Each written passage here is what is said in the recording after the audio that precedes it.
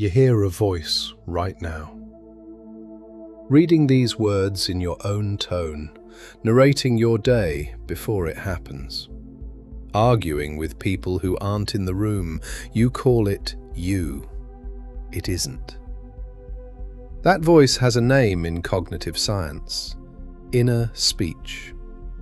Roughly 90% of internal thought includes it, according to research by cognitive scientist Russell Hurlburt, using a method called descriptive experience sampling, pausing people at random moments to report exactly what was happening in their mind.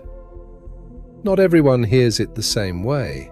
Some people report no inner voice at all, a condition researchers now call anendophasia. They think in images, in pure concept, in silence. Which means the voice you call you is not universal. It's one architecture among several. Here is the uncomfortable part. Inner speech develops the same way outer speech does. Psychologist Lev Vygotsky proposed it decades ago.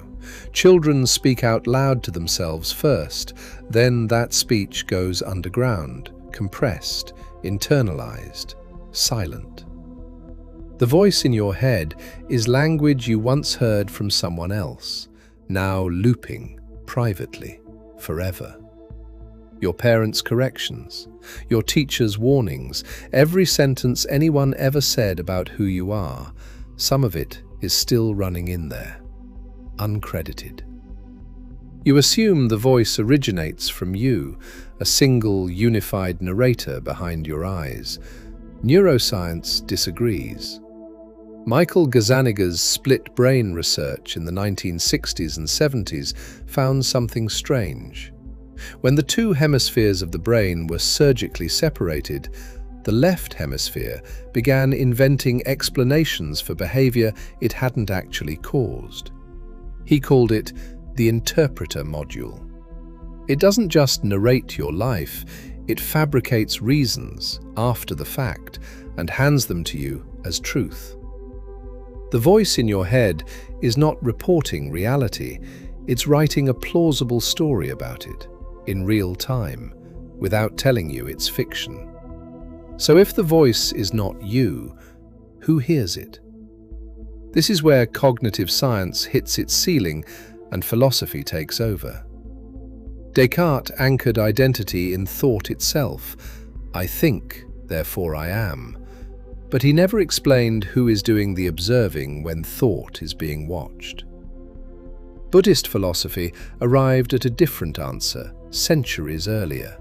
The doctrine of anatta, non-self, proposing that there is no fixed observer at all, only the process, only the noticing. The watcher is not a thing, it's an activity. Modern philosopher Thomas Metzinger takes it further. In his research on the phenomenal self model, he argues the self is not a real entity in the brain at all. It's a model the brain constructs, so convincing it becomes indistinguishable from something real.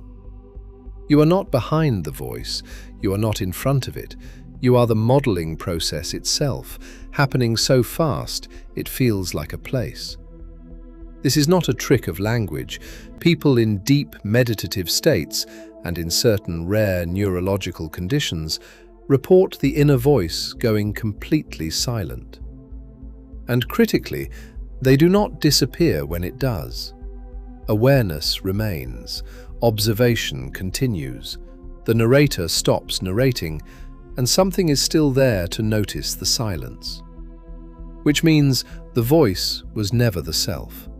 It was a layer, a very convincing layer, built from other people's words, running an interpreter that lies to you fluently about a self that was never fixed to begin with.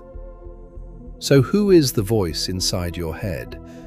It's not you. It's a program built from everyone who ever spoke to you, narrating a story about a self that neuroscience can't locate and philosophy has never fully closed.